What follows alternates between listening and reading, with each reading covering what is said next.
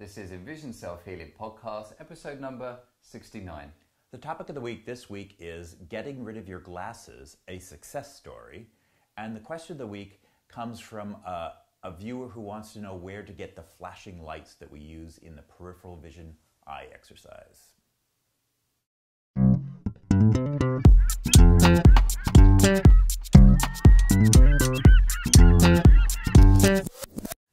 Hi, I'm Will Fuller. And I'm Richard Miller. And we're the co-creators of EnvisionSelfHealing.com and are dedicated in helping you improve your eyesight and quality of life by taking healing into your own hands. Now, if you haven't had a chance already, then make sure you head over to the Envision Self-Healing website where you can get your hands on a free ebook.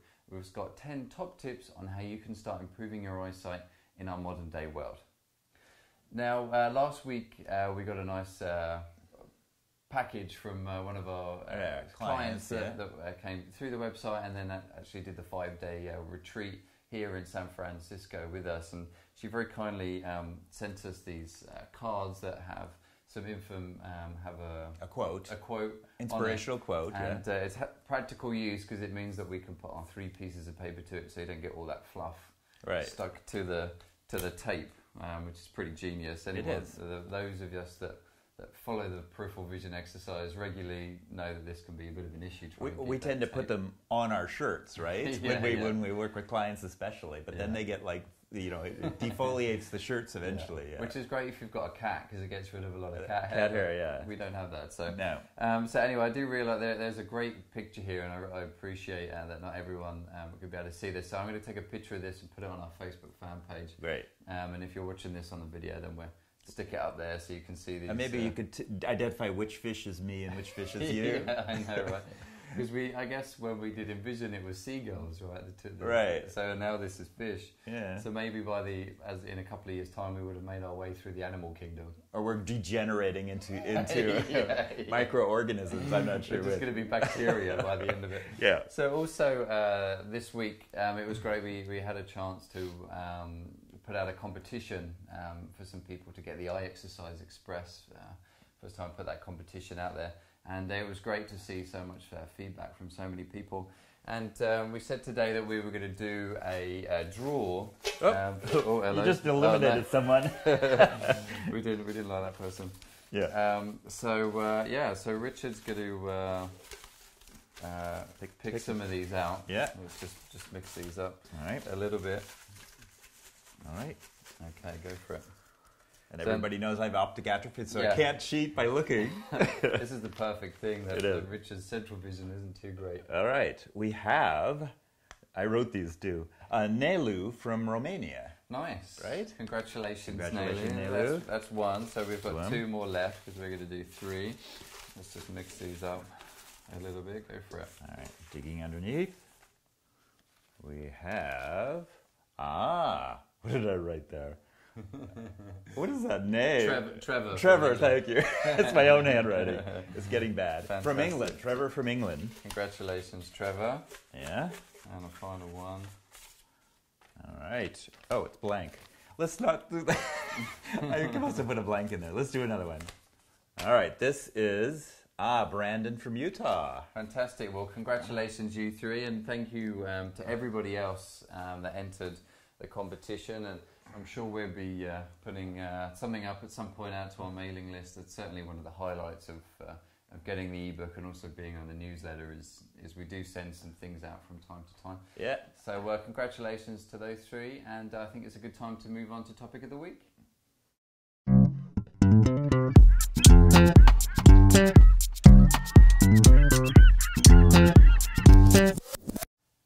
And the topic of the week this week is getting rid of your glasses, a success story.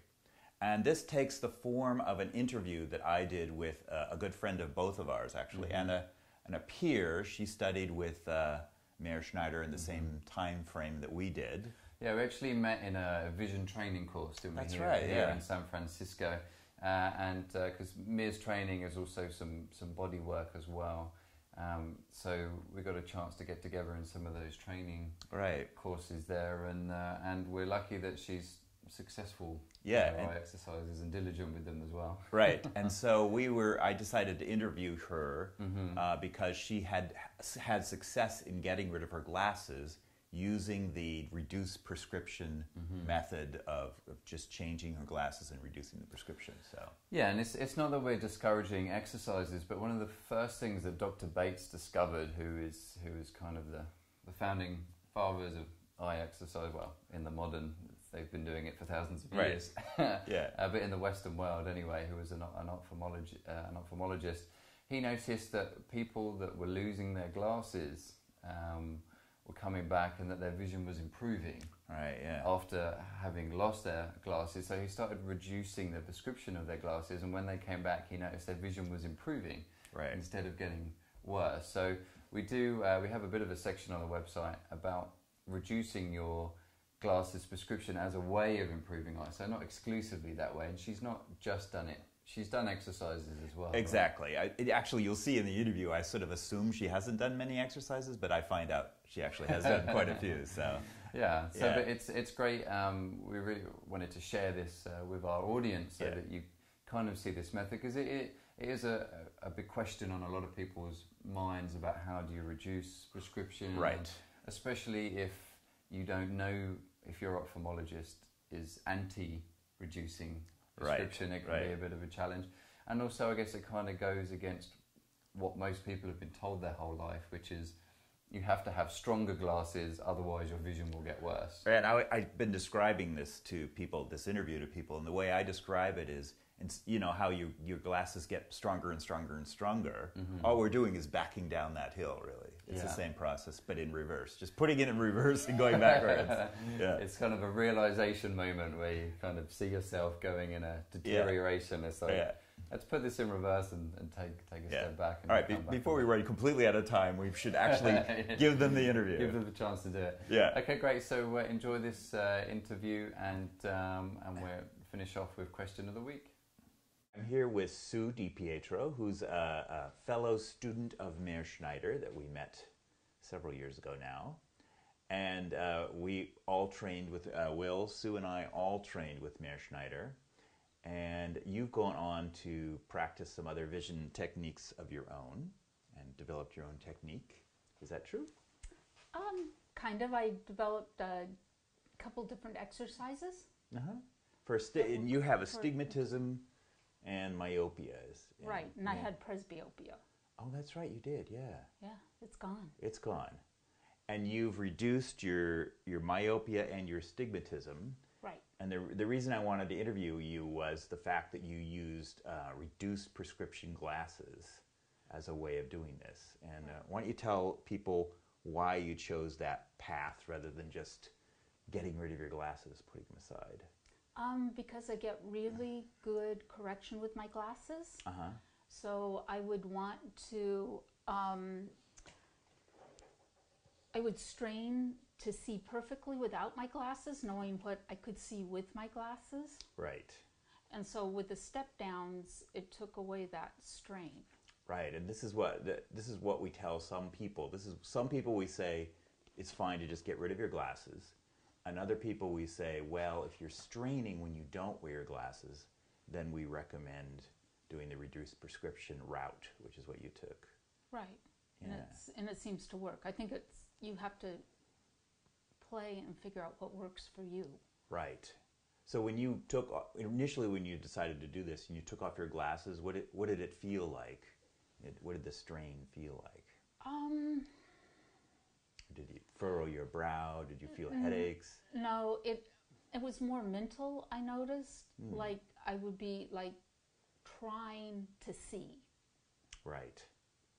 Yeah, it's like yeah, I know what you mean. Yeah. Yeah, so I wouldn't get headaches. I wouldn't get you weren't squinting. I may have been, but I didn't notice. Right. But I just noticed it was like I was always really trying to see 20/20 or perfectly for me. Right. And it's more a mental state. Is it kind of like getting used to the blur? Is that part of it? Part of it is being okay with the blur. Uh-huh. Part of it is being okay with not seeing detail. Right. Which I could see, and I really missed seeing that. So then I would try to see the detail. Right, and that became a strain, trying to see the detail. Right, because you can't do that. Yeah, yeah. Well, you can do that, but it doesn't work. And some of us who have never seen that sharp of a detail, maybe it didn't bother me so much to just get rid of my glasses, given I wasn't used to seeing sharp, sharp detail like someone who had been corrected to 20/20. Right. Yeah. Yeah, but I was used to it. I knew it was possible. Mm-hmm. I had no incentive other than vanity to get rid of my glasses, since Right. they do give me good correction. Right. And then you went out and found someone, right? Or Meir told you about Meir told me about this Dr. Lee, right? Yes. Who's a very unusual older Chinese gentleman Yeah. in Chinatown. Oh, he's great. Yeah. He's very funny, yes. But he was willing to do it, right? He was willing to do the step down Yes. prescription. Yes. And so how long have you been seeing him, and how many pairs of glasses have you gone through? It took several years, and then it seems like it just kind of clicked in. And the past year and a half, 2 years, I've gone through 1, 2, 3, I think 4 or 5 pairs now. Right. And you've been going down about a quarter diopter or half a diopter per? He takes it down to about 20/40. Right. So he's reducing it each time. Right. And each time he reduces it, he corrects you to the 20/40 line rather than the 20/20 line. Right. And about halfway through, he started working on the astigmatism about 2 pairs ago. So before he was working, I think, on the myopia. First, yeah. And for the presbyopia, they split your glasses. Oh, right, the bifocal thing. Right. So initially, you got rid of the presbyopia. Yeah, relatively. that was easy. That was easy. Relatively. Right. That was easy. Right. And then you were just left with the myopia and the astigmatism. Right. It sounds like he addressed the myopia first for some reason.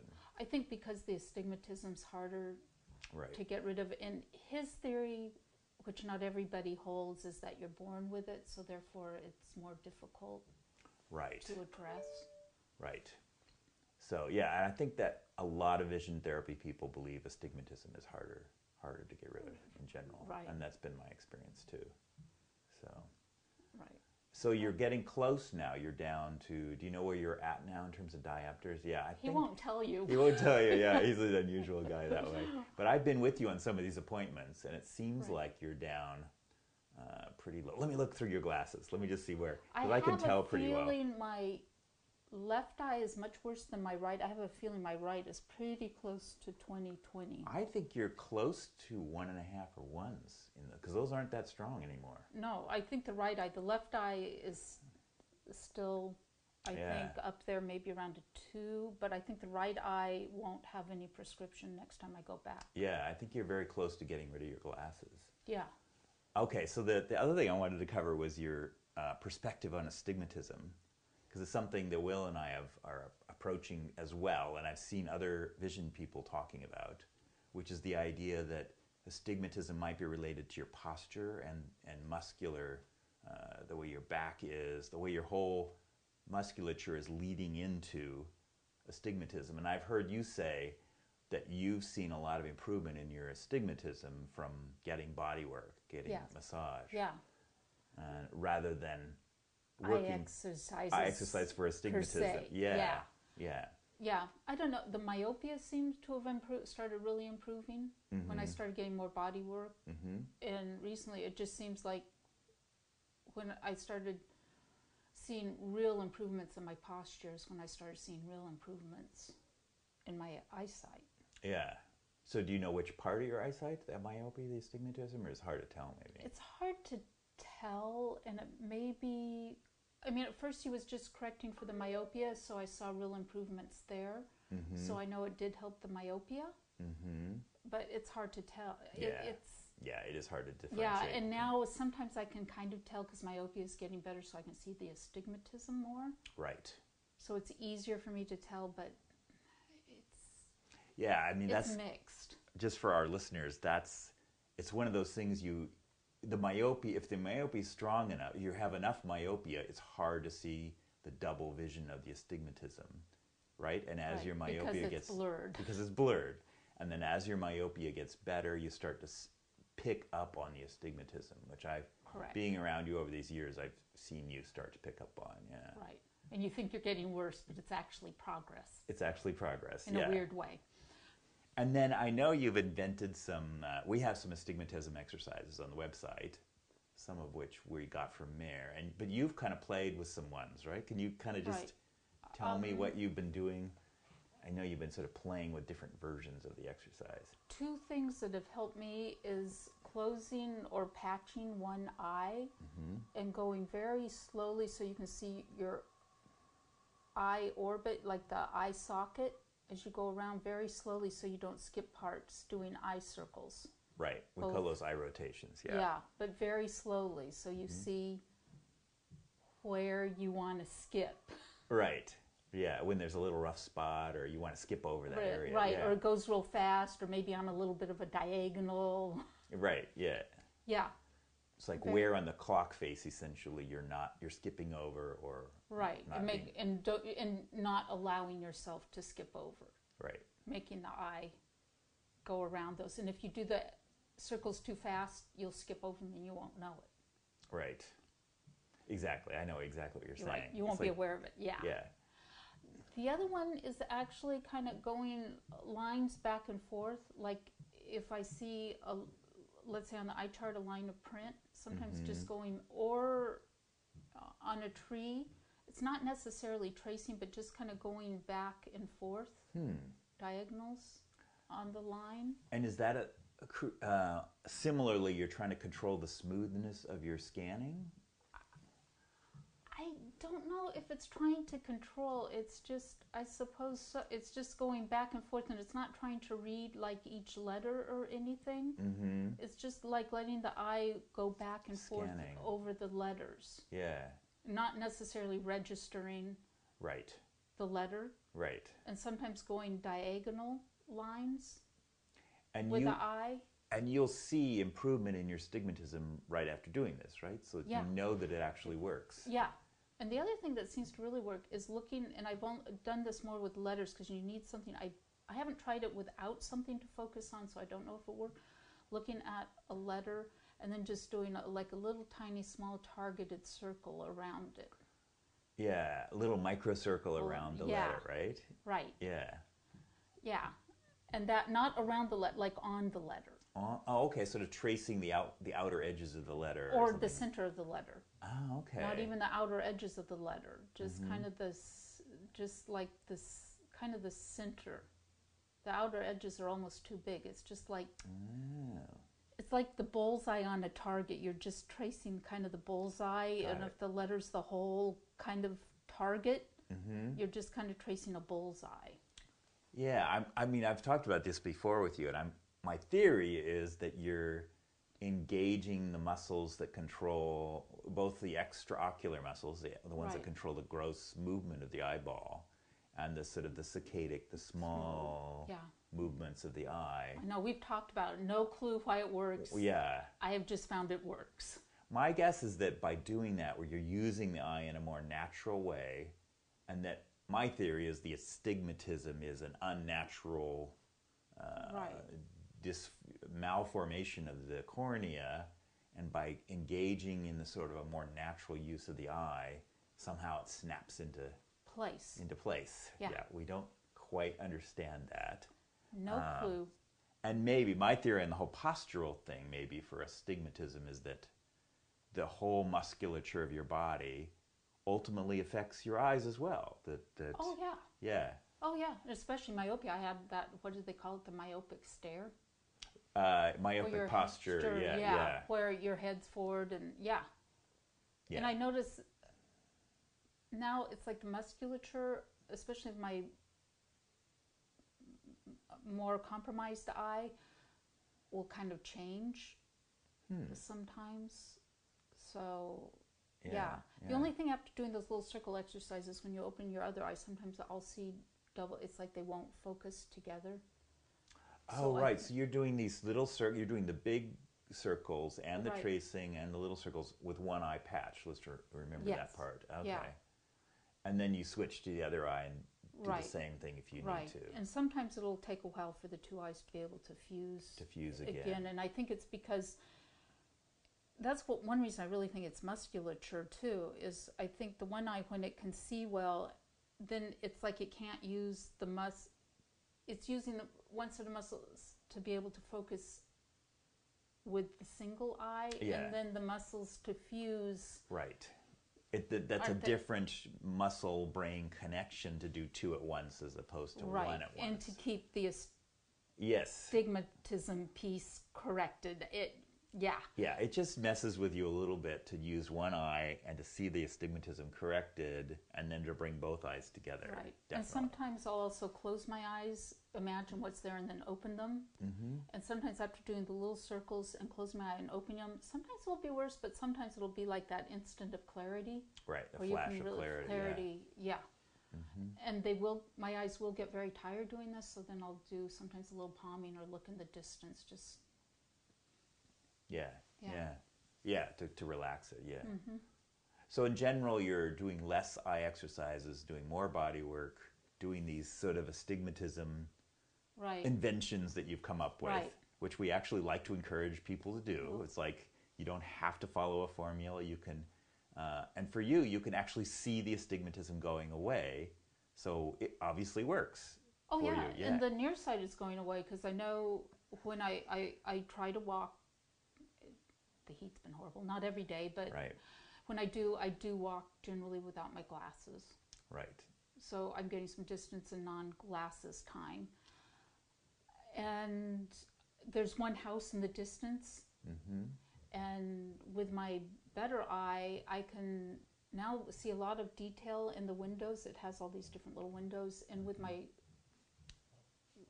more compromised eye, I can now see, I believe, as well or better than I could see with my good eye. Okay. When I first started noticing improvements. So that kind of pulls you in too. And I'm noticing, it looks blurry with my more compromised eye, but it's really better than what I started out with. Right. On the other eye, yeah. With the other eye. Well, I guess, and I will walk with obstruction glasses a lot, because otherwise I know my weaker eye, my stronger eye is just going to take over. All right, well, I keep thinking you weren't doing eye exercises, and now as you describe all this, you're doing the obstruction, you're actually doing distance looking, but you've integrated it into your morning walk. I know you go out in the countryside and walk around your house. Yeah. So you've integrated it into that exercise of walking. You're now doing distance looking, and your obstruction, and you do the astigmatism exercises kind of in the flow of... Right, but I'm not real consistent with the obstruction glasses, and I don't always walk, so... Yeah, and then you do the step-down prescription over a span of maybe 3-4 years now then. Right, and I'd say it's really making a difference over a space of about 1.5 years, 2 years. Year and a half, yeah. Sorry, my time sense. Yeah. Cool. Yeah. So, and it does work. And it does work, yeah. So we wanted to actually have somebody besides Will and us tell people it works, and to see how they've sort of altered the exercises to fit their lifestyle and integrated into how they really live their life, and to be realistic about how you can use them. So the only other thing I wanted to say is if Sue is a practitioner of the Meir Schneider self-healing method in San Jose, California. So if anyone wants to get a hold of Sue, you can contact us through the website and we'll put you in touch with her. So she's available. Thank you. All right. Well, thanks, Sue. And my pleasure. All right.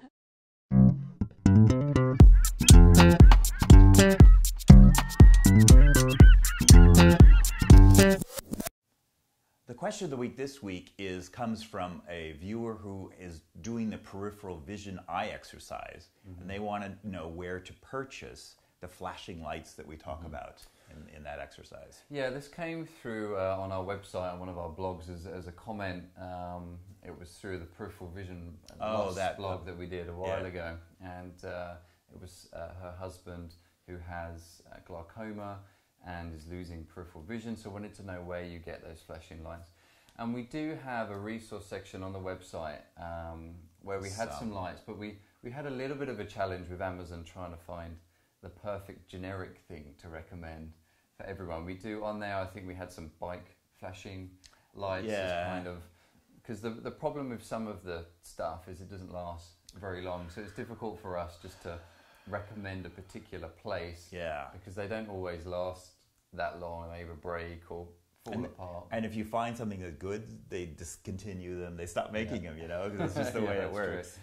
So, well, the criteria are that they last long, because we're shaking them, right? That's the other problem. Yeah. And if they're really, really cheap, the shaking will ruin them eventually. And those of you that don't know what we're talking about here, so you would just kind of, you would put on a medium-sized piece of paper horizontally on the face, and then you wave your hands to the side, and in this case you're in the dark and you're using a flashing light and waving the light, and that's helping to stimulate the weaker cells there in the periphery to keep them activated and get them strong, and getting the brain reconnected to that again. So when you're doing it in the dark, then the eyes are more sensitive to it.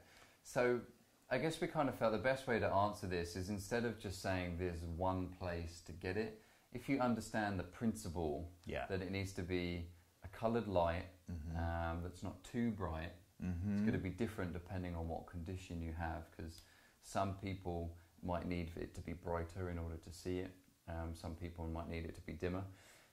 So coloured helps because just more attractive, and also the white light might be too bright if you get something that was flashing white light. So something that's coloured and something that you can move easily around. Yeah, and if it flashes, that's the best. And then the third thing is flashing, because we want movement, because the peripheral cells respond to flashing.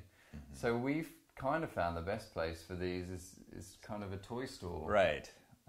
Kids' toy stuff. I remember when I went with my niece, who was 5 at the time.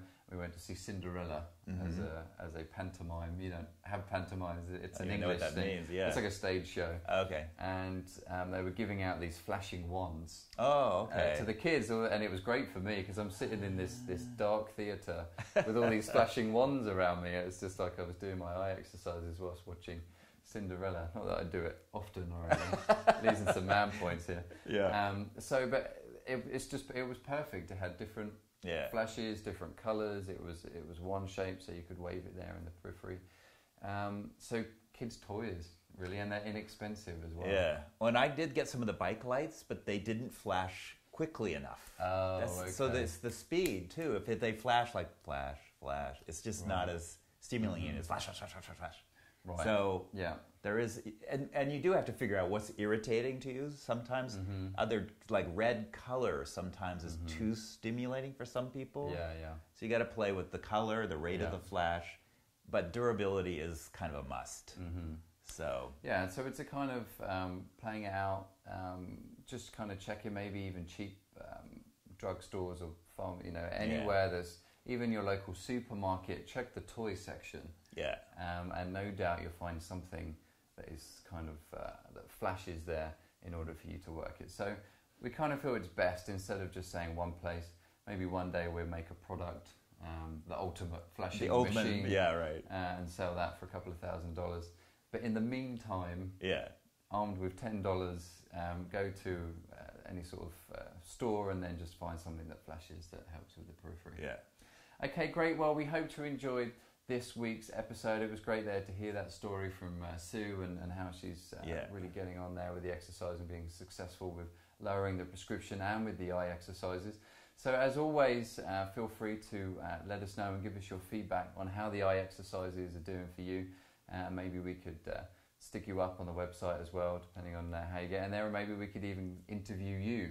Ooh, it could be a whole new realm, if you have your own success story. So feel free to contact us, because it's very important to share this information with everybody else, and also to hear other people's stories. You learn so much more that way than just from Richard and I.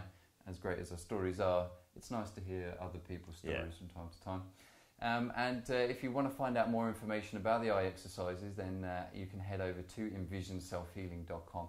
We have plenty more information on there to get you going with the eye exercises, which ones to do. Go to the conditions tab. Also more details on the eye exercises by go to the eye exercise tab. And you could also get your hands on that free ebook, which gives you a real good basic background on the fundamentals of the eye exercises and how indeed they can start helping you improve your vision. You could also subscribe to us. If you're watching this on YouTube, then subscribe to our YouTube channel. If you're listening on iTunes, then you could subscribe there as well. And you could also subscribe to our feed, which you can find on our website. Just click the subscription button there and you'll get one of these sent to you every week. You can also check us out on Twitter and indeed Facebook. I'm going to put those pictures up there of the little fishes there on the nice gift that we got sent there.